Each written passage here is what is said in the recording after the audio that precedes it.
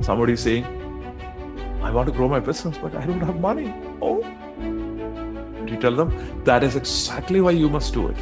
They'll be like, what? So we are done with the self and the others. But the most difficult one to handle is here is what I promise. By end of this video, you will recognize that this is the most extensive, detailed, step-by-step, strategic, tactical video in objection handling in sales that is available in the world today. So with that medium expectation, let me start this conversation by saying that it is my 25 years of experience in business, in sales, marketing, in convincing people, influencing people, being persuaded and persuading people that I understood. These are the things that stop people from moving forward. You will be hearing the strategic element of it, the tactical element of it, the specific steps and actions that you could take to move your sales to the next level. And why sales?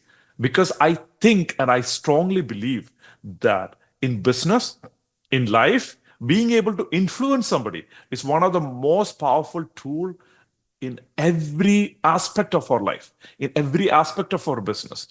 And you might be like, oh, sales, I'm not a salesperson. If that is the case, you must listen to this. As a mom, as a dad, as a parent, as a lover, you are influencing people all the time.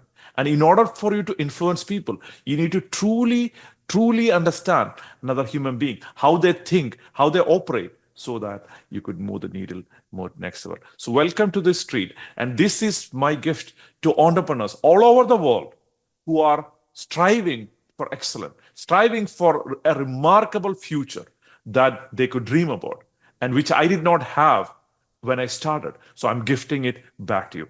Let's get started. So fighting for your future, their future. What does that mean? Think about it this way. Every sales decision, if you're giving value, the buyer is buying a higher identity. Think about it this way. Imagine that I'm going on a bicycle. I'm upgrading myself to a scooter. If I'm driving a scooter, I'm upgrading myself to a car. If I'm driving car, I'm upgrading myself to, let's say, a BMW. Each of these purchases, given enough value, if the salesperson is the business owner, is giving enough value, is an update for the human itself. So they are buying not just a product. They are buying not just a service. They're buying a new identity. So if you're adding value to the right clients, when objection shows up, understand that you're simply fighting for their future. So now you're not a salesperson who's trying to scam them into buying something, putting pressure. You are holding their future in your heart and you're fighting for their future. So before you go forward, I wanted to define objection. What is objection? So objections are cursed beliefs, beliefs that are limiting them, that stops them from claiming that higher identity. Imagine I want to lose weight, and I have been wanting to lose weight for 25 years now. It's like the person who says, smoking, giving up smoking is so easy. I tried it like 17 times.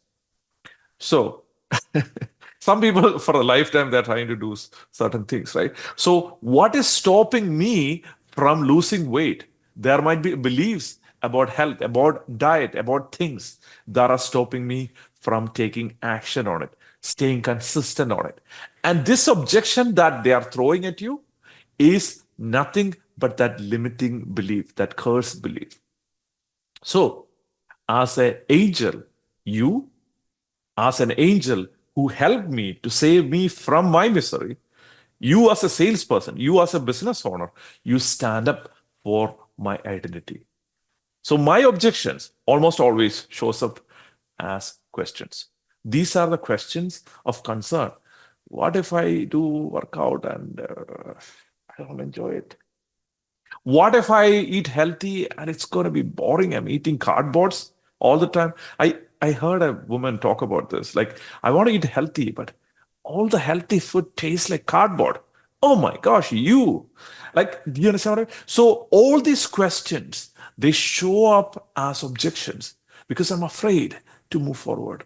I'm afraid that, oh my gosh, I try this and I fail again. And then another thing, and I'm going to give up this completely. But if I just semi-try, maybe I could just stay here. So if objections are showing up as questions, the best way to handle objections is what? Is by asking questions to change their beliefs. So if they come with a belief, beliefs are like tables. Like metaphorically speaking, a table has 3, 4, 5 legs. So if we take one leg off, then the table is like moving and unstable. If we take 2 legs, the table will be landing on the side. If you take 3 legs, the table will be completely distorted. And if you take the 4th leg, then table will be in the floor. It's not a table anymore. It's a piece of wood. Same way, you need to alter their beliefs about the problem, about the particular problem that you're solving for them, or the pleasure that you're giving them, the benefit that you're giving them. Pleasure sounded too too sexy. Yeah. So pleasure, all the pain that you're helping them avoid, or the pleasure they're getting, make sure that you change their belief around them. That's what sales is. So, in other words, sales is nothing but getting your prospect to believe in you. Think about it. In yourself, believe in your product or service. First, they have to trust you. They have to believe you. You are a likable person. You are trustworthy, and they believe in your product, that service. So you have a trust built, and that trust is transferred into your product. And that trust in your product is transferred in your product to deliver them much value. So imagine that I want to buy a car, and if it's a Japanese car, I know ahead that this product called car can deliver me much value. So that is still not enough. And believe in your product to deliver that value right now, starting right now. So if I buy a car, I could start riding it in 6 months. That's not immediate value. So they have to believe in you. And you're like, oh, what are we talking about you? I thought you were talking about objection handling. Of course I am. Of course I am. Wait for a second.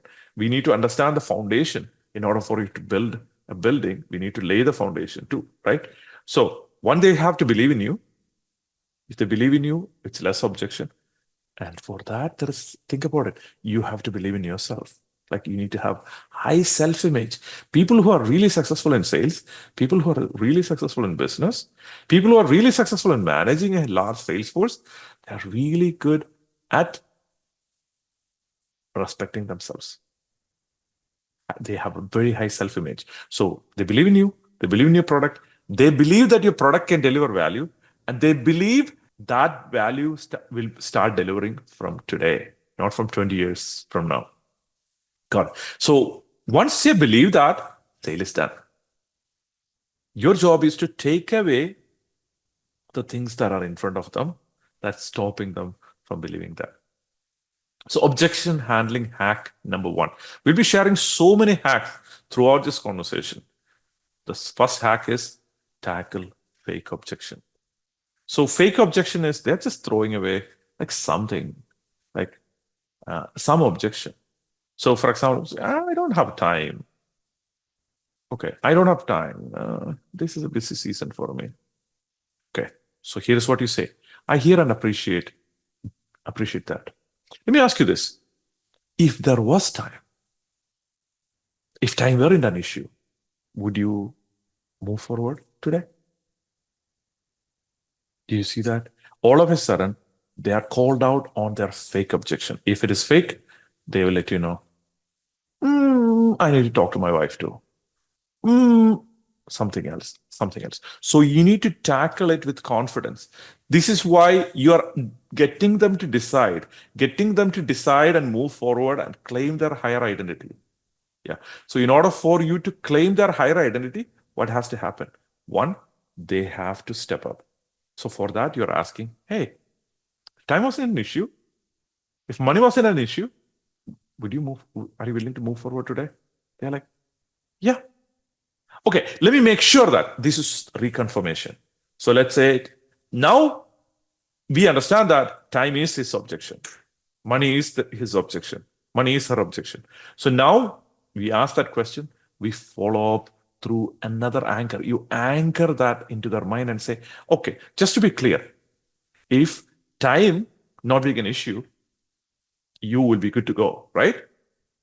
Do you see that? Now they are already in the phase of committing to moving forward. So, one, I don't have time. This is tactical level. You need to really understand this. This is like easy said than done. You have to practice and master this and implement it wherever you are in the world listening. I don't have time. Okay. Let me ask you this question. If time isn't an issue, are you willing to move forward? Yeah, of course. So now we know that time is a real issue for them. Understood. So let me be clear. So in other words, what you're saying is, if the time issue is handled, you're willing to move forward, correct? Do you see that? So you re-emphasized the problem and they're like, yeah, or yeah, oh, yeah. Do you see when they respond differently, you will understand that, they are not ready. I feel like there is something else behind it. And they might be saying it's just the time, but they have to have the money too. Or it's just the time and money, but my wife has to agree to. The time and money and the wife and the girlfriend has to agree to. Oh, now we have a big problem. They don't agree on anything together. Anyway, moving on. So what do you do now? So loop the objection until all the objections are. That's what we did right now. They're like, time is the issue. I'm like, okay, understood. Time is the issue. Okay. If time is handled, you willing to move forward? And then I need to find money too. Money. I am short of cash right now. Okay. If time and money weren't an issue, were you willing to move forward? Do you see that? So you collect them and collect them and collect them and loop them until they finish all the objections. Why is this really important?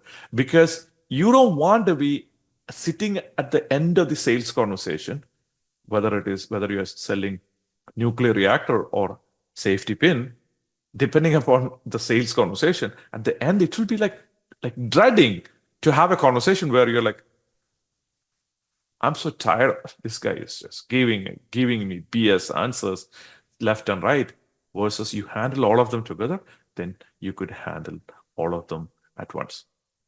That's what you do. So you loop it. You understand that. So I would like you to practice this concept. And before we move on to this thing, I would like you to maybe even pause this video and practice this and see how you could get them to acknowledge that they are willing to move forward.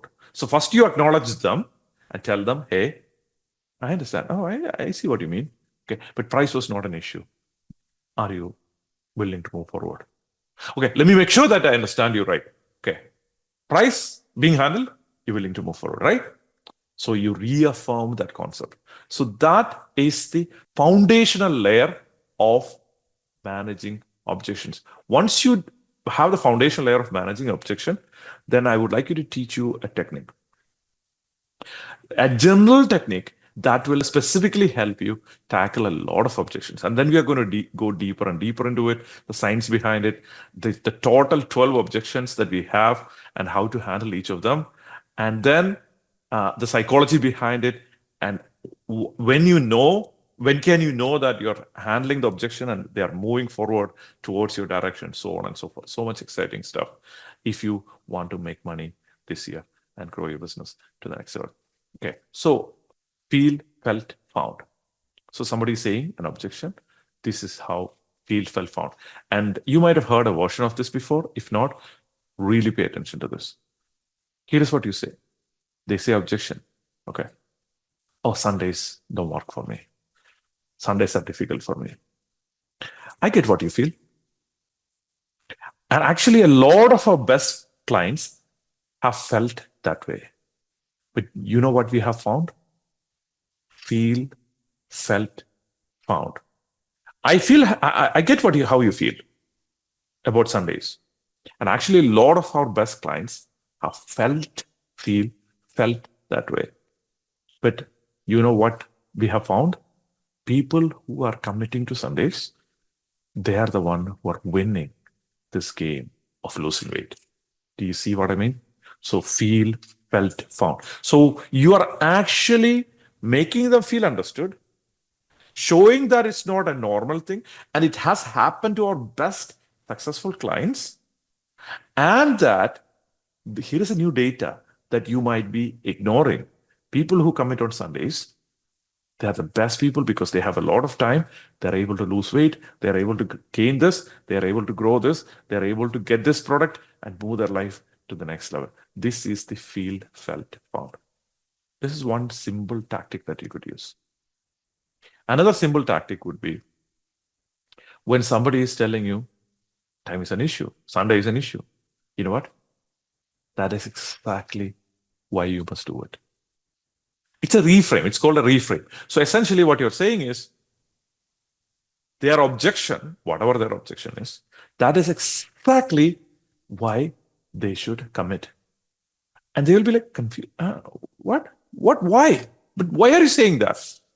And you're explaining to them the reason. Somebody is saying, I want to grow my business, but I don't have money. Oh.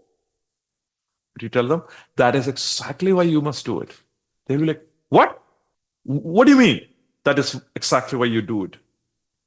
Because you want to be in this position where you don't have money to invest in what is important for you. Do you want to continue in this position, or do you want to move on to having money? They're like, that is so true.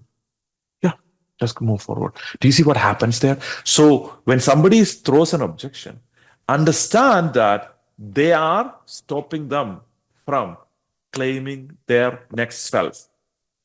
And since they are stopping them from claiming their next self, they might be thinking about this issue in reverse opposite mind. Because when somebody go through something, a problem, they don't think clearly. Because they don't think clearly, they're like, oh, money is a problem. Of course, money is a problem. That is exactly why you need to do this. You understand what I mean? And of course, please make sure that you're providing value in what you do sincerely from your heart, right? This is not for scammers. And if you try to scam somebody by not giving them value, you're going to face a consequence. So please make sure that you actually provide value. Don't become like extremely money focused. Make sure that you actually give value, make money in the process. Make as much money you want. That is beautiful. It's amazing. But by giving value. Another option that you could do is, if you could, would you? So if you could, so the question is, imagine I'm trying to lose weight. If you could lose 30 pounds, would that be worth it? Of course, yes. Let's do it then. Do you see that? If you could 30 pounds, would you be interested in moving forward today? I'm using my own weird example to convey the idea. So if I could guarantee that you don't need to retouch your exterior paint in 10 years, would you be willing to move forward today? Yeah. If you could, would you? If you could do this, would that be worth it? So if I could show you how to make that happen, so your best clients are coming to work with you anytime you want, is that something that you would like to do? If you could, would you? It's a tool that you could use. So now you're showing them the specific result, the extreme result that you could provide for your clients. And by providing that your clients, they get the value enough that they are not afraid, that the curse belief is not stopping them from moving forward. And you're like, I sell B2B. It's same idea. Even if we are selling B2B, what happens is we are dealing with humans. Humans are afraid. Generally speaking, we have fear. We limit ourselves from moving forward. What if I work with this and then something bad happens? And make sure that nothing bad happens if you want to grow your business in the long term. But they're afraid. And because they're afraid, they don't want to move forward. So this will work in B2B, B2C, online, offline, everything. Once you reach this point, then you need to close the loop. What does that mean? Means you need to go to the close, as in you need to close them. Great. Let's get you sign up. What's your billing address? Do you see that? It has to be very, very casual. And then you have to actually close them. And all of a sudden, they're like, if you lose 30 pounds, you're asking me, you're my personal trainer. Thank you for being my personal trainer. So you're my personal trainer. And you're asking me, if I could get you to lose 30 pounds, would you commit to Sundays? Of course I will. Do you think you could guarantee that? Okay. And I said yes. Okay. You know what? Great. Let's get you sign up. What's your billing address? Do you see that? That conversation should be transitional. It's conversational and transitional. Okay. So conversationally, transitional. And you're not going to say, let's get you signed up. What's your billing address? A lot of people make this mistake. I know I'm exaggerating here, but let's not do that. Let's be very natural.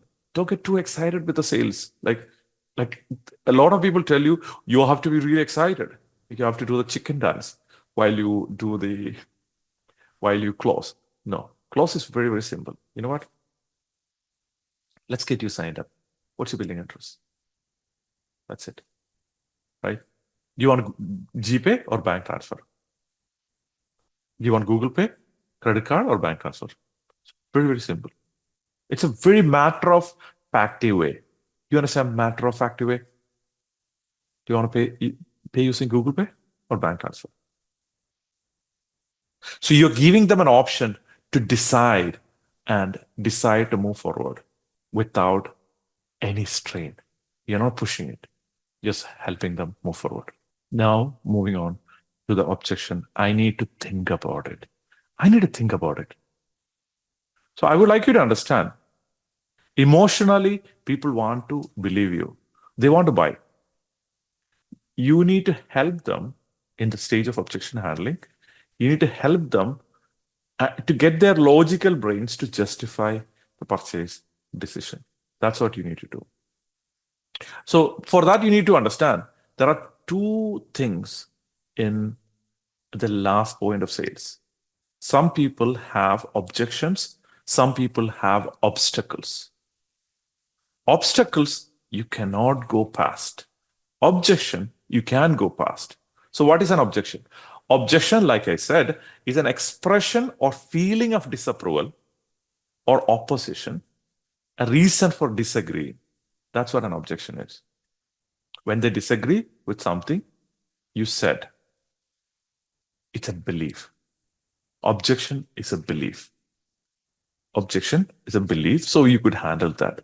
Obstacle, a thing that blocks one's way to prevent or hinders progress. It's a fact. Fact cannot be changed, although many people are trying to change fact, interchange fact and fiction. But generally speaking, fact cannot be changed. Obstacle cannot be handled. Objection can be handled.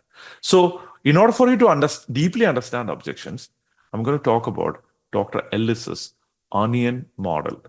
So this model, visual model, will show you 3 layers of human existence and how this goes back into objections.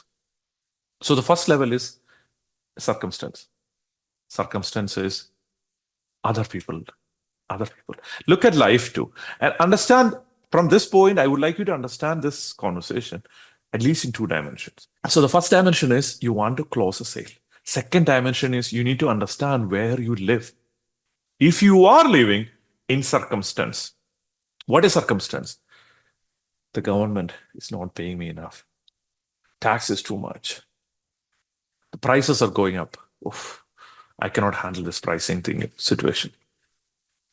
Oh, this country is ruined. This happened. That happened.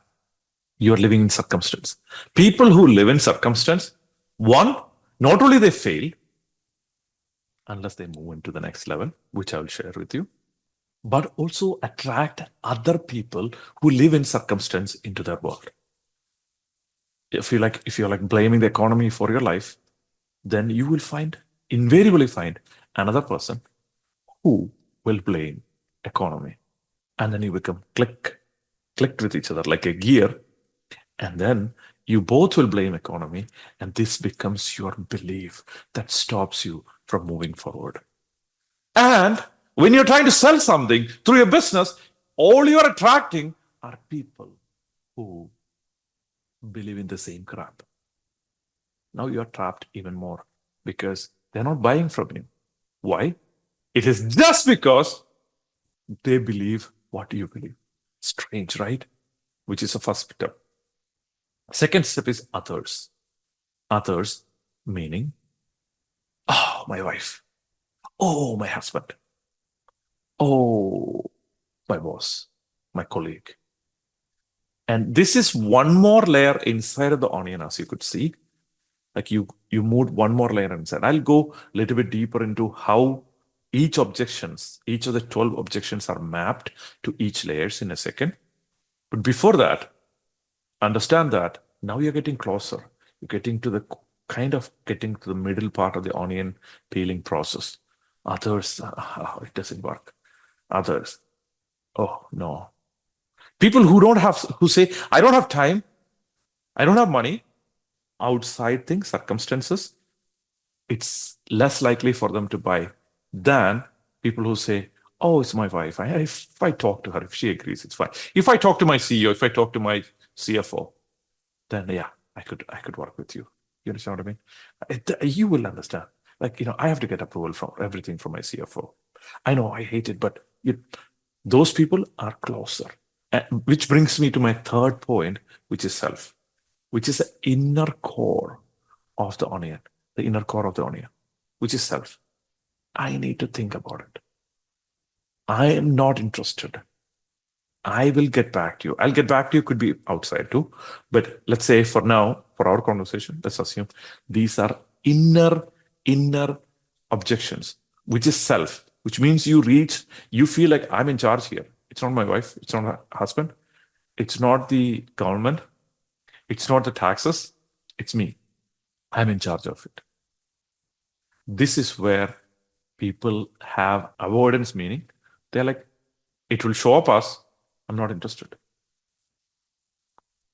This means if people say that they're not interested, it simply means that you haven't listened to their problem and their pain enough to get them to feel understood. So sales is a listening game. In sales, you are listening. You're listening for the pain, for how it is affecting them, the problems that they are facing. If you didn't listen, that is a case people will say, I'm not interested. So if I'm getting a lot of I'm not interested, it means I'm not listening. I'm not listening. I'm just pretending to listen. So when you are in sales conversation, take your pen, keep writing. What is the biggest challenge that you're facing?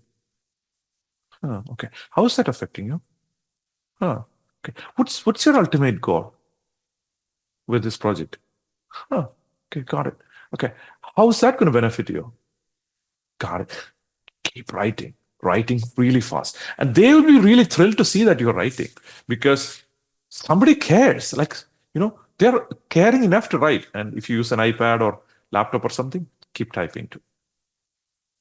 The second way, avoidance, which is the inner core. So outside there is circumstance, inside there is others. The core inside is self. So we are handling self, which these are the people who are closest to buying from you. So if you are in the self space in your life, the probability of you having a person with circumstance as their objection is lesser. I'm not saying it is impossible, but it's highly likely if you live in self. in your life, you take responsibility for your shit. You're like, you know what? I screwed up. I screwed up. I succeed. I succeed. And when you succeed, you give credit to your team.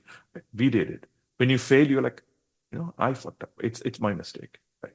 And when you are able to do that as a leader, then your self is grown that you attract, subconsciously start attracting prospects who are at your level, who are at self. And they will be bringing you self objections, which is, I'm not interested. Second one is, I'll get back to you.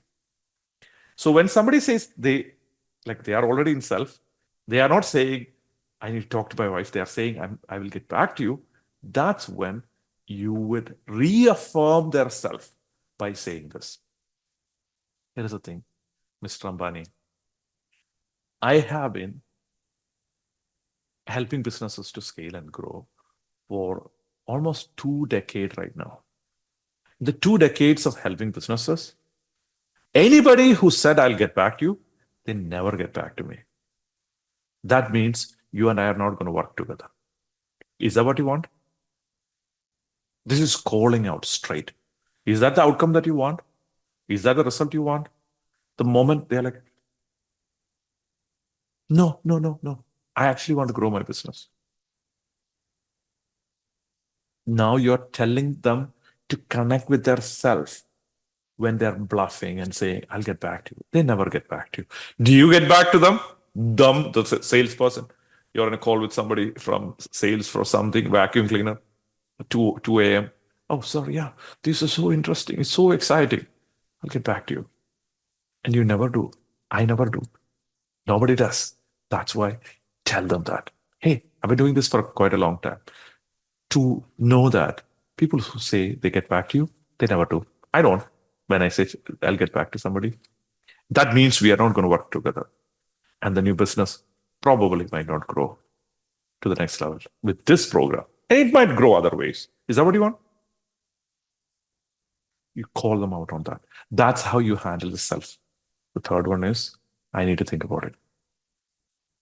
I need to think about it's an interesting thing. It has multiple dimensions. You have a past dimension, the current dimension, and future dimension. Like I said, are you seeing that this is very extensive, very thorough, very detail oriented? This is a master class in objection handling. You listen to this fully, probably 5 times, then you know how to handle objections from A to C, everything that you get. Not obstacles, but objections. So how do you handle? I need to think about it. So let's think about the past. Here is the thing. I want to lose weight. And I'm like, I need to think about it. 30 pounds overweight. You need to fucking think about it even now. Because you have been thinking about it, losing weight for 25 years now. You still need to think about it. Here's the thing. You have been deciding for years. I mean, you don't ask them that. I'm just saying. Right. So you have been deciding for years. You have come this far. We are talking right now. You're 3 inches from goal. Let's move forward. It's close. Why am I saying this? Like, I have been trying to lose weight for 25 years, and then I'm in with you, my personal trainer. I'm talking with you, and I'm excited about it, and I want to lose weight. I have been having this problem for quite a long time, for my adult life, and I still need to think about it. Do you see how humans are now?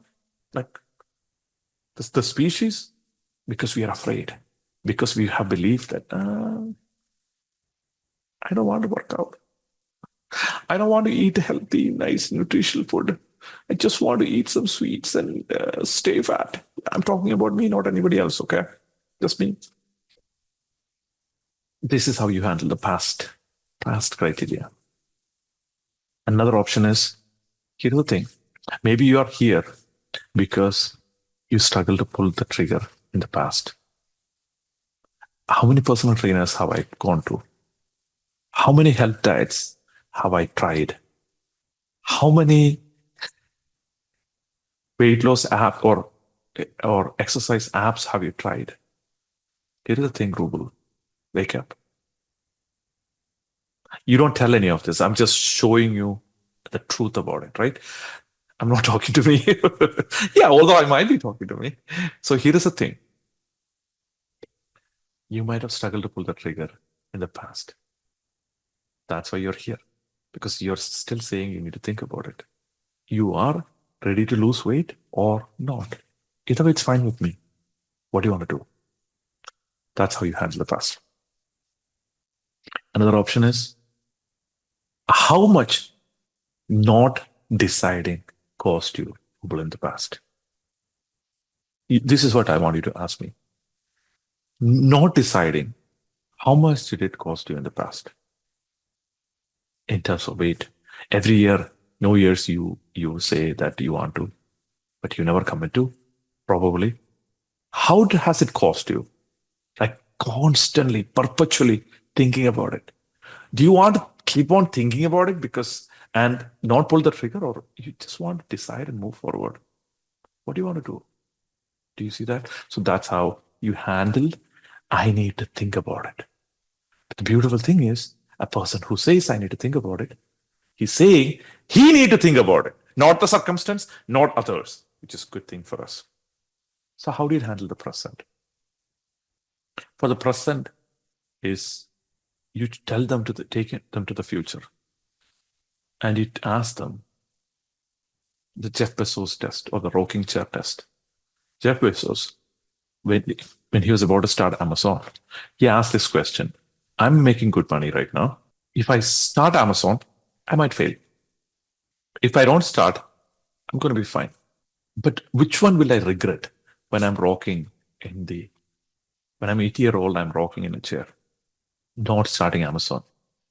Okay. That's how he started Amazon. Get your clients to do that. Like, it's fine whatever way you decide. I'm fine with it either way. But here's the thing. If it's a personal product, I'm giving you different options so you could customize to your different products, okay? But if you're like selling, let's say, drill, you'll be like, when you're 80-year-old and sitting in your rocking chair, buying this drill or not buying this drill, which one do you think you will be proud of? It's not a big deal, right? So make sure that you intelligently apply these things, right? I'm giving you different options. Use whichever one that works for you. So here's the thing. That's a rocking chair test. Another thing is you get them recommit to the value of your product. For example, you can ask a question. Do you believe this product, if it's a service, do you believe this service will get you to achieve your goal? Yes or no? Tell me. Yes? Okay. Do you think it will take you closer to the goals or farther from your goals? Closer. Huh. Do you trust that I'm going to deliver what I promised? I'm going to fulfill what I promised? Yes. Do you think it will work for you ultimately? Yes. Okay. Then why don't we just move forward? Do you see that? Help them to move forward. And if it's a future, then we could do this. So imagine this, depending upon the intensity of the objection, the size of the objection, you could just stick with the past. It might work. But if you think it's stronger, then you could bring the present. And if it's even more strong, you could bring the future, like the past pain, current pain, and the future pain.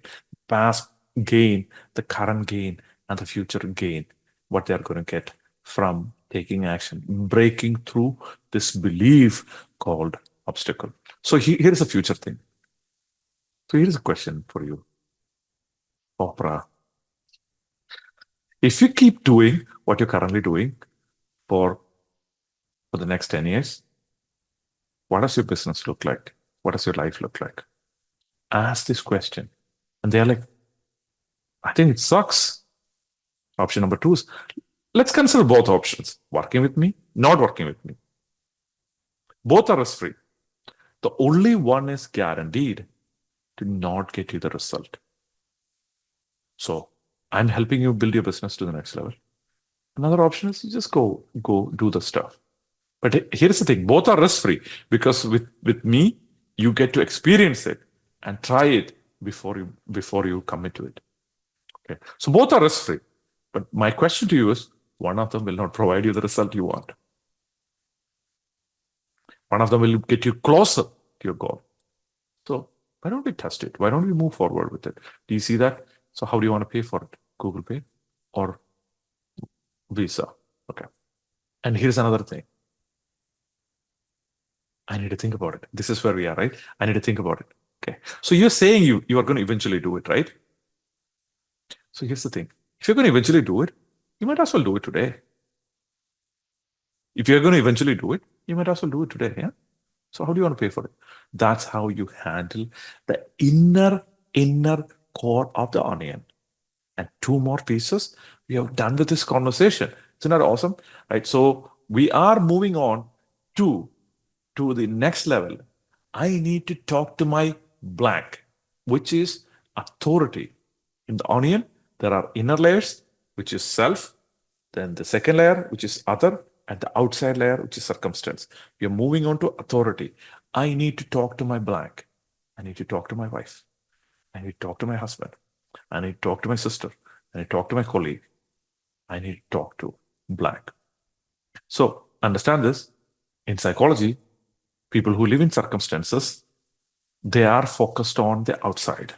People who are outside, I must get what I want when I want it, and I must not get what I don't want. If I don't get what I want, I can't stand it. That is the circumstance. But these people are not that. These people are like, other people must treat me well, fairly and kindly. And if they don't, they're no good. And they deserve to be condemned and punished. People who live in self is like, I must do well, or else I'm no good. So these people are the other people. In other people world, understand that the whole schema of objection. In circumstance, we have time, external. I don't have time. Value, which shows up as price. It's worth it. It's too much money. It's too much money. Third one is fit. Is it fit for me? Oh, I don't think I could lose weight. Do you think so? I don't think so. It might have worked for your friend, your partner, your thousands of people, but not for me. I'm special. My problems are special. That's the circumstance. So time, money / value, and then fit. On the others level, we have authority, which is authority. I need to talk to somebody. That's what we're going to focus on in the next few minutes. And then we are going to conclude with the circumstance. Third one is self, which is avoidance. I need to think blank. I told you this. So I'm going to map for you each of the objections. So the objection, fit, value, and time is in circumstance. Authority is in others. Others, I don't have the authority to do this. Then self, inside self, you have avoidance. Let me specifically show you what are the objections that shows up. The time. This is not the right time. I don't have time. And they do this too.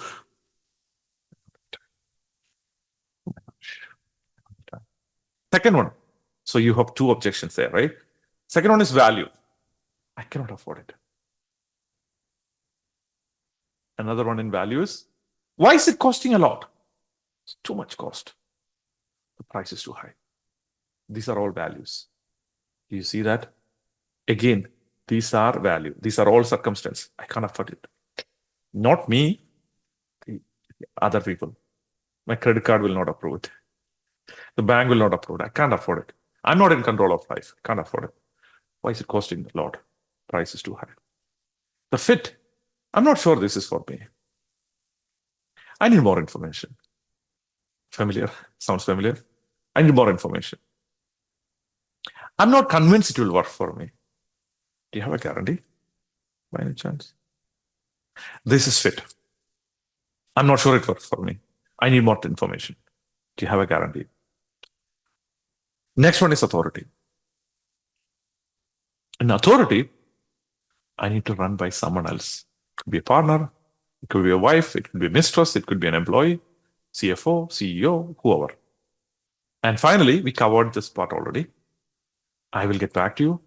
I need to think about it. I'm not interested. We already covered these three, how to handle them. You can go back and listen to this if you just came here, just like this. So this moment, we are going to focus on others, which is authority. I need to run by someone, somebody, some approval, something. If you get this objection, which means you haven't, first of all, you haven't done your homework in the beginning. What is that homework? When you start the conversation, once you set the agenda, and I'll show you exactly how to have like amazing conversations in sales with a proper structure and everything. But let's assume that you did all this beginning and everything. Then the first thing that you ask as you start the conversation about the product is, do you think anybody else is interested in this conversation, Miss Oprah? Do you think anybody else is interested in this conversation, Mr. Ambani? And all of a sudden, they'll be, oh yeah, I need to talk to my wife. I need to bring my girlfriend here. I need to talk to this person. Okay, got it. So is that better, Miss Oprah, that we schedule this call with her so that we could have a discussion and we could get it done effectively with everybody's presence? Yeah, for sure. So don't continue a conversation if you don't have decision makers in the room. And then you will be like, I'm selling B2B. I cannot do that. I understand you cannot do that. That's where you would talk with one decision maker, and then you create a continuity, something called BAM, which is book a meeting. So you will book another meeting, and in that you bring another authority. Sometimes you have to do this 3-4 layers in order to get the approval from CFO, CEO, like that. So if you're B2B, understand that you still need to ask them, is there anybody else interested in this conversation? They're like, oh, my CFO will be interested. Is he available by any chance to talk? And you're like, oh, no, he's busy. He's so busy. Okay. You want us to schedule a call with him? And they're like, no. Let me understand it. Let me convey it to the CFO. Like, you know what, Bob? I'll give you some brief ideas, but please don't convey it to the CFO because I'm the expert in the product. Why don't I communicate that with the CFO and take ownership of communicating that with the CFO? So that is how you avoid the authority challenge at the end of the conversation. And if it's weight loss, imagine this same situation, 30 pounds overweight, maybe more than 30, you never know. I need to talk to my wife.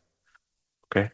And if you forgot and you're my personal trainer, health coach, helping me to lose weight, and you said that I could look like Ryan Gosling. Okay. I don't know about the hair, but you got the idea. And I'm like really excited, but I'm saying I need to talk to my wife. So your question is, what part do you think that she would not approve of? What part do you think that your wife will not approve of? You becoming healthy? Immediately, I'm like, that's not true. She will be happy. I hope she will be happy to see that I'm healthy, right? So that you specifically ask them. Another question you could ask is, do they approve you of your current struggle? Do they approve the current struggle that you're facing right now? Like, no, they don't. Let's move forward then. Let me ask you this question, Ruble. If the roles were reversed, she was trying to lose weight, would you not do this? Oh, I will do it in an instant. Okay. I'm sure she will do the same. Let's go move forward. Do you see that? So you don't want to be in that position in the first place, but if you do end up getting to that position, what you do is you will get them to think and get them to switch their mindset. Another question is, are you saying you need support, not permission? So essentially what you're saying, you just need support from her. She will support you. She's your wife. she's a committed person, right? Yeah. And sometimes none of this will work. That's where you say, you know what? Would you schedule a 3-way call with me, you and your wife, so we could have this conversation and get you to the health that you always wanted to get to for the 25 years of trying? Let's end this trying and get it actually done. You good with that? Yes. All right, awesome. Let's get started. So that is how you handle the other's objection. So we are done with the self and the others. But the most difficult one to handle is the circumstance. There are 3 of them in circumstance. 1 is time. 2 is fit. 3 is value. We're going to get into that right now. So before I get into the specifics of the circumstance, I want to give you a special tip that will help you handle a lot of objections without even doing any effort. It's very simple. And when I explain this, you'll be like, oh, it's that simple. I'll definitely use it. It's called now, right now frame. What is now, right now frame? It's a frame of a child, a 2-year-old. Do you think you ask a 2-year-old something, the 2-year-old will be like, no, let's do it day after tomorrow? Do you think the child ever says, I want a car this weekend? I want a toy when I'm 3 years old. It doesn't happen, right? It's now for them. Now, right now. Daddy, right now. And you buy a car for them. They're like, can I get a truck too? Please, pretty please. Can I get a truck too? Because I really wanted a truck. But you said you wanted the car. No, I want a truck to put the car in. Right now. Right? So when you are in an energy of now, when you are in an energy of right now, magic will happen in your life. Most of the time, most human beings are living in the past or in the future. Most human beings, including me, we all live in the past more than even in the future. Because of that, we don't have energy to take action. We don't have energy to move forward. So we postpone. We're like, slow down, calm down, settle down, right? It's not like a toddler anymore. We are like, chill, relax. Oh, that's too much noise. I cannot, like that. Versus if you live in moment and you're like, somebody's like, I want to do this thing, let's do it right now. If you live in now, if you live in right now, then what happens is they will subconsciously feel the energy to take action right away. That is the power of now, the power of right now. And how do you do that? The way you do it is by using the words now and right now in your entire conversation, not just in sales, but in life. If you just do it in sales, you might become a faker. You don't want that, right? You want to be an honest, authentic person. Yes. So that's why you become a now person, a right now person. When somebody says, when your wife says, when your husband says, let's clean up the kitchen, you won't say, kitchen, how about day after tomorrow? No, let's do it right now. Like you find that time and you find that energy to take action. Once you use that energy to take action, your energy will build on itself and move forward to the next level, and you will see momentum in your life. Make sense? This is a fundamentally powerful thing that you could use to handle every objection. When it comes to time, when it comes to circumstance, the first thing is time. And that time objection is handled by now and right now. But let's talk about a season in time. Somebody says, this is not a good season. This is a time that, I have a lot of things going on right now. It's a busy season in my life. I have a very hectic marketing schedule for my business right now. This quarter is like, it's slammed. This is called a seasonal timing. It's a seasonal timing. It's a season. How do you handle this? The tactics that you could use here is, here's some good news, Bob. The busier you are, it's a better time to start. Because life is going to have busy seasons and easy seasons. But if you can't figure out how to handle busy seasons when you need it, then you're not going to be consistent. And it's not going to last. So how do you want to pay for it? Do you see that? Let's say they started when they are free and they have time and everything. When it's busy season, they feel like they are going up a mountain. And they are not going to commit. They are not going to succeed. See, so you are truly holding their future in your mind. That's what you're doing. That leads me to tactic number 2, which is, if you're busy now, what a better time to start and get all the support you need when you need the most. And you don't say like that. I'm saying it with a little bit of emphasis, but you can say, hey, you're busy now. And when you're busy, you need all the support you need.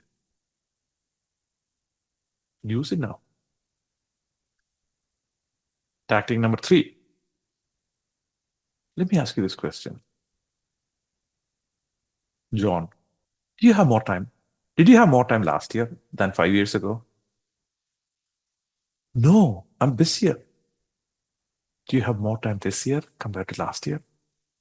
No, I'm slammed. Do you think you'll have more time next year? No. Let's get started, man. Every time as we move forward in time, you are getting busier and busier, whether you knew it or not. If you do it now, you will do it. If not, you might not do it at all. Is that the outcome you want? No. Okay, let's move forward right now. So this is how you handle the seasonal element of time. Does that make sense?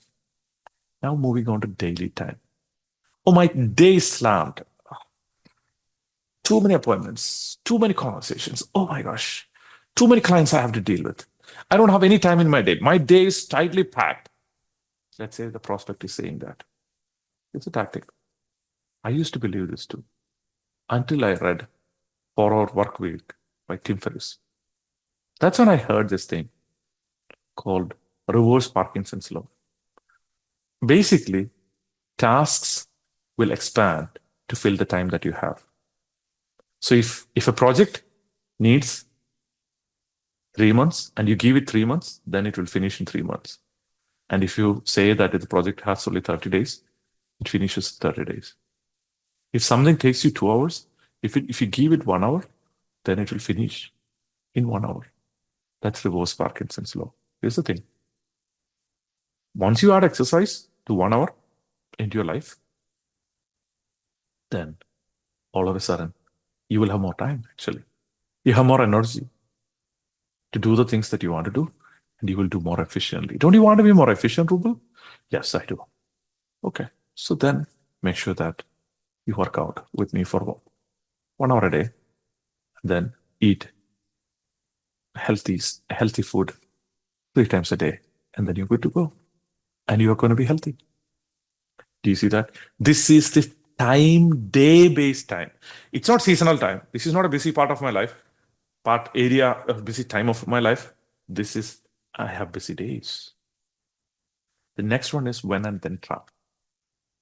So when and then trap is that a lot of people say, when I'm rich, I'm going to give back to community. I'm going to serve the community, give so much.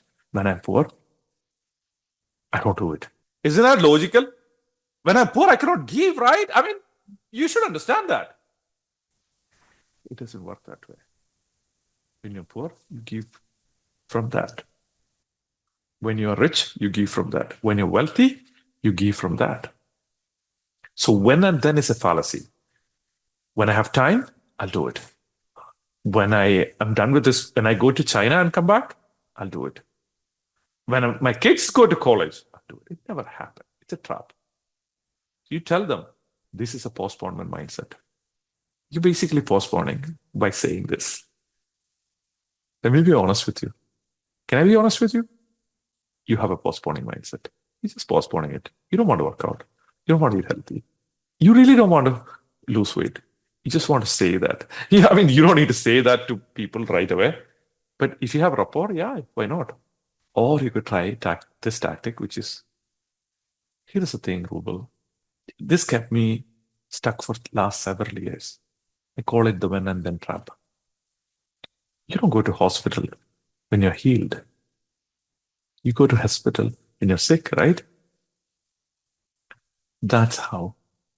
They're like, yeah. Okay, let's get started then. How do you want to pay for it? You see the smoothness in that conversation too. How do you want to pay for it? Google Pay or bank transfer? By the way, hearing this, just hearing this, it's not going to take your business to the next level. You need to implement it. You don't need to implement it with me. You can find a friend, implement it, talk to them, use this now frame, the right now frame. So the global time, which is a season, the global time, the local time, which is a daily, and when and then trap. Learn, practice, implement how to break through each of these objections. And that will help you master your time. Now we have only 2 more objections left. Congratulations. Great job in staying committed to your business. It's challenging these days to stay focused. Yeah, of course, we can watch the entire season of, let's say, Jack Ryan in Amazon Prime without any effort, but it's difficult to watch videos that help us to learn and grow your business to the next level. So I am congratulating you for reaching this far, showing up and being serious about business, because people who are like you are the future business owners. You are the one who's going to succeed and make serious money. You are the one who's going to grow and make your family proud and make me proud and hopefully grow much bigger than me. And I'm just a small voice helping you to find your big destiny. And I'm so happy that you have picked me to do this. Let's get into the last 2 and let's conclude and let's go celebrate after this, okay? Let's celebrate together. Okay. Value. The value shows up in 3 ways.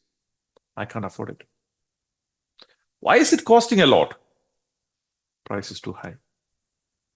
So here is a tactic. Oh, this cost $5,000? That's a lot. Here's my question, Mr. Prospect. If this help you make $25,000 in the next 3 months, will that still be expensive? It's a change in perspective. And if you could actually help them make $25,000 in 3 months, okay, it might not be possible. If you could make $25,000 the next 1 year because of it, will that be worth it? Will that still be expensive? That's how you reframe the price thinking. Tactic number 2. I told you this before. Price is too much. Mr. Bob, that is exactly why you must buy it. And you pause. It's a pregnant pause. Don't go to sleep. Wake up. Actually, you need to look at them, be present and pause. And they're like, why do you say that? Because you don't want to be living in scarcity of money anymore, do you? That's why you must do it. If it's relevant. And if somebody says, it's too much money, that is the exact reason you're going to be successful. Because you tried this cheap products for a long time. None of them worked for you. Here's the thing. This is going to work for you. That is tactic number 2. Okay. Tactic number 3. If it was half the price, would you believe that? Mr. Ambani, you want to lose weight? And if I gave you my personal training for half the price, would you believe that I'm a legitimate result producing personal trainer? No. Let's get started. Tactic number 4 for value, for price. I agree. A price is 10% higher. I'm not supposed to say that. Yeah, of course you can say that. Our price is 10% higher. But here is the thing.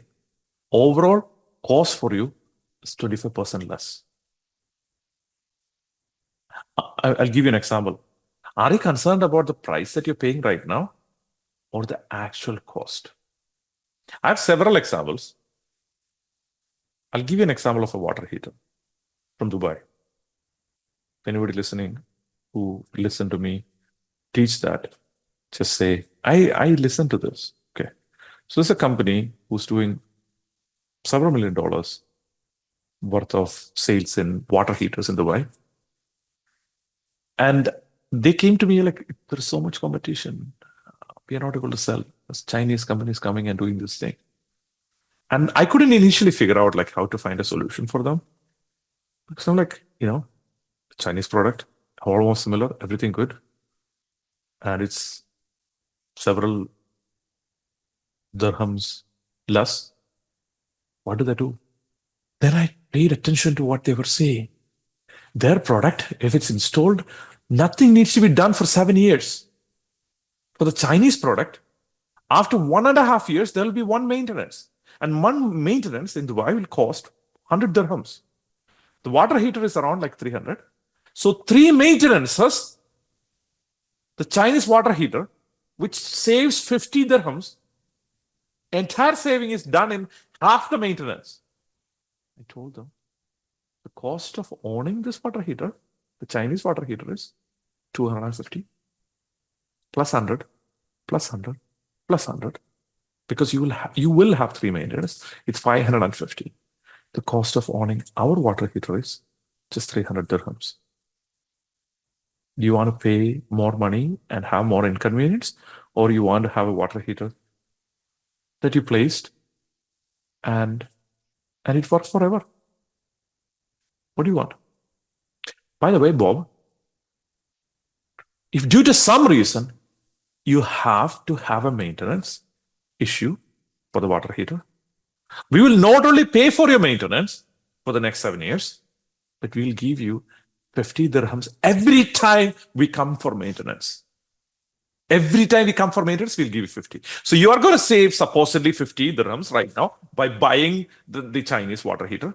Now, every maintenance, you're going to get extra 50. So you'll be happy that hopefully you don't break the water heater, so you'll have maintenance. You son of a bitch.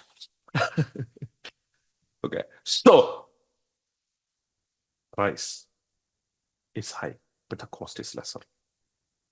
So that is how you handle the price objection.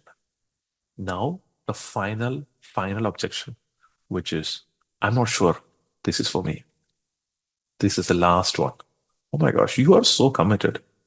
Hopefully you're having fun with my outrageous conversation here. By the way, as a best practice, remember to ask for sale. Not too excited, not like timid, but with a medium-paced voice. How do you want to pay for it? When you handle every objection, at the end of every objection, it's your responsibility to ask for sale. So in circumstances, we said there was 3 options. 1 was value, 2 was time, 3rd one is fit. The fit, am I right fit, shows up in 3 ways. 1, so altogether there are 12 different objections. That's it. There's nothing more they can say about it. In fit, probably there is 1 more called I'm working with your competition. I'm not going to cover that today, but it's part of the fit. I'm not sure it's for me. I'm working with your competition. Think about it that way. The second one is I need more information. Of course, without more information, I cannot do it. I'm not convinced it will work for me. Do you have a guarantee? If you have a guarantee, then I'll do it. First of all, I wanted to talk to your heart for a second. The techniques, the tactics that I am doing have been used by my clients who are doing $50, $100 million to have $500,000 sale, single sales, using these techniques. I don't know how many people are going to watch this video, 20 people or 2 people or 200,000 people or 200 people. It doesn't matter. If you apply what I'm sharing with you, it is going to work for you. I promise you that. These are tested for results. That being said, please don't be a scammer. Please don't be an unethical person. Please don't rip people of their money.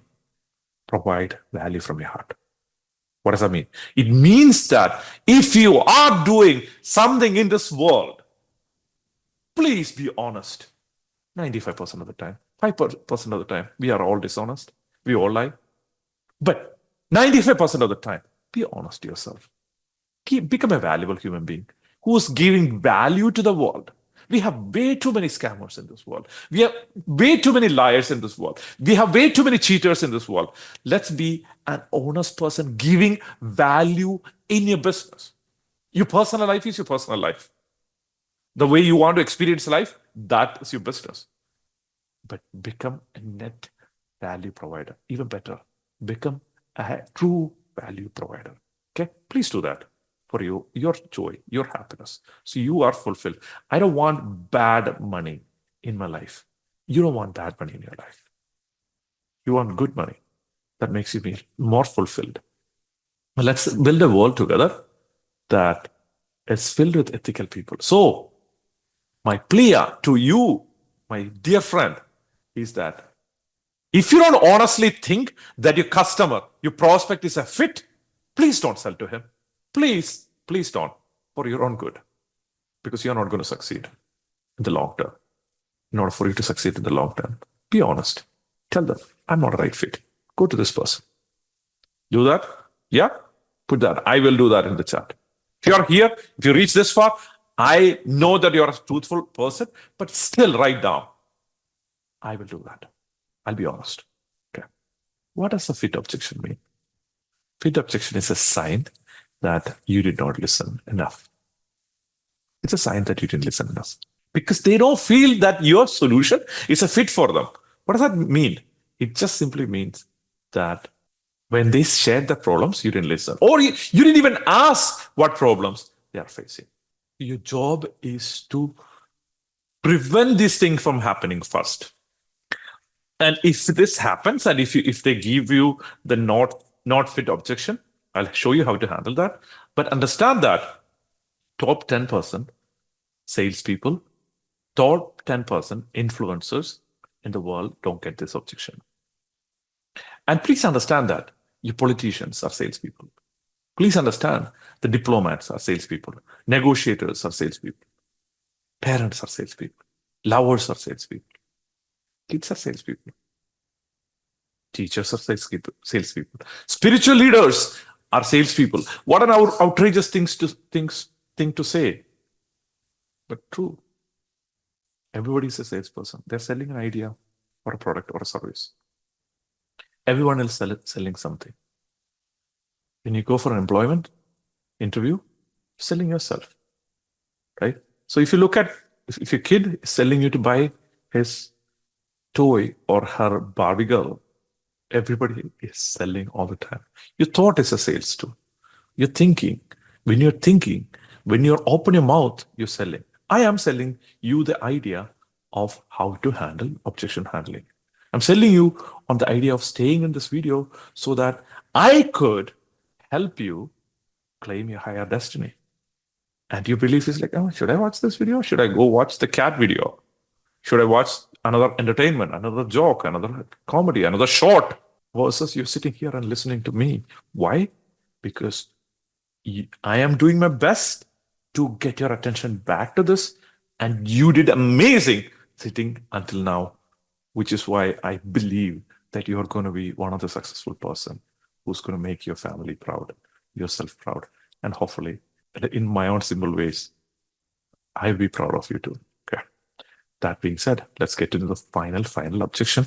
Then I'll share with you 3 reasons why people have objection in the first place. You understand the psychology behind objection so that you could truly master this art in an external world, in influencing, persuading people through sales, anything, sales, investing, negotiation, anything, but internally allowing yourself to be influenced to take your life to the next level. So how do you prevent objections, specifically the fit objection? You ask them, what's the biggest challenge you're facing right now, Miss Oprah? Got it. Okay, you listen to them, by the way. You don't interrupt them. And how's it affecting you? Got it. This is a place you write down. I cannot emphasize this enough. Write it down. Write it down. Write it down. Is that enough? Yeah. Make sure that you need to be writing this down when people share their problems. And tell them it as a summary. Before you close, tell them that as a summary. This will reduce the fitness, not fitness, but fitness objection that people are going to face. Second thing is a story. You share before you present your product or service. You share the story of a person who's similar to him, similar to her, who has accomplished the goal of making money, losing weight, or whatever else is that you're doing, selling a product. They bought the product and they got the result through you. Tell them that story. Stories have a magical effect in sales. The probability of you closing a prospect significantly goes up if you tell them a story. If you tell them a story. So first of all, you ask questions to prevent, and then you tell them a story about another client. If you don't have another client, tell your story. This is how I was able to do this. Due to this product, this is what happened. The first time sales. This is how it benefited me. And if you haven't sold it to anybody, use your product on yourself, unless it is something that is so specialized you cannot use it. Use it and share your story. Share a story. Another thing that you could do is metaphor. Oftentimes, doing business by themselves, it's like crossing an ocean with a wooden board. You sit on a wooden board and you're trying to cross an ocean. Business is tough like that. There's not enough people to support you. Through this channel, through this conversation, through these videos, I'm trying to help you build a cruise ship of this community of people who can grow together, connect with each other together, have fun, have luxurious food, wine, and have a beautiful experience together and go to the other side of the ocean, safe, and have a great time on the other side. So do you see, I shared a metaphor right now. When I shared that metaphor, do you feel that connection? Do you feel the connection? Put that in the chat. I'll be so sad if you don't write it down. Write down that you have a connection. Did you feel connection? Yes, you did. Okay, awesome. Write down connection below in the chat, in the comment. Now, when I share a metaphor, don't be scared. I just talk like this, okay? Yeah, I'm a very friendly person. So here's the thing. You share a metaphor. You create. Go to ChatGPT. Ask ChatGPT to create metaphor for the product they are buying from you. Point A to point B. What happens when before they buy the product and after they buy the product? If you sell so many products, find your flagship product, flagship service, or if you, for your company, they come to your company and then after they buy your product, this is what happens. So find that thing, whatever that happens, before and after, create a metaphor for that and share that metaphor. So you ask them questions, you tell them a story, and share a metaphor. All of a sudden, the probability of them buying goes up. And finally, I wanted to cover one more point of prevention of fit objection, which is identity. This is an advanced concept, and not that others are not advanced. If you're able to aspire them, help them to a higher identity. A fun experiment that I want to share with you is that as I was doing this with some of my partner companies, one of the questions that I asked them is, are you a long-term thinker? Are you a long-term thinker, my friend? Like you're listening to this video right now. Of course, I've been listening to you for 1 hour, 20 minutes now. I am a long-term thinker. Yeah. Are you a long-term thinker? Yeah. Yes. No human being in the earth will say, I'm a short-term thinker. 99% of the time, people will say, I'm a long-term thinker. So if you want to sell something quality, aspire to their identity by asking a question that they would say yes to. And now that Now that you're a long-term thinker, you know what? Try to get my water heater. You just pay that 50 extra, and in the long term, it's going to pay you off in the future. Yeah. How do you want to pay for it? Google Pay or bank transfer? Do you see that? You aspire to their higher identity. You want people to take decision? Call them decision makers. You want them to be, you want them to take intelligent choices? Tell them you are an intelligent person, right? People who are like really intelligent like you know what? They buy intelligent products that are long term. Don't you want to get that long term solution? Yeah? Yes. Okay. So here's the thing. Do this. Like, do you see that? So now you aspire to the identity. I'll expand on the identity concept slightly more in the future. But if you like, I would recommend that you read the book called Persuasion by Robert Cialdini. Persuasion by Robert Cialdini. And I'll do more about like how to use, this is a fascinating topic for me, how to use identity to influence people. This is what like big leaders did. What they did is like big influencers like Martin Luther King and Gandhi and people like that, they aspire to your higher identity. And some people who are on the opposite side, they aspire to your lower identity too. So it's done both ways. It can be done both ways. Mass influence by individually connecting with their identity, the scared identity, and divisive identity, then all of a sudden they become divisive. They connect with that identity. If you aspire to a higher identity, they connect with that identity. If they are in that identity, they act in accordance with that identity. Right? It's fascinating. There are people who are all over the world, people who influence, like the big influencers in the world, they use this to influence the masses. And when a nation has an identity, collective identity, when a world has a collective identity, they act accordance with that belief about themselves. So identity is one way to break them out of that specific belief and aspire to the next level. So identity by itself is an objection handling tool. You help them to go to higher identity. All of a sudden, the objections that they have on the bottom, it's crushed. It's done. Right? So which is a beautiful instant tool that you could use to master influence, master persuasion. So we were talking about prevention of the fit objection.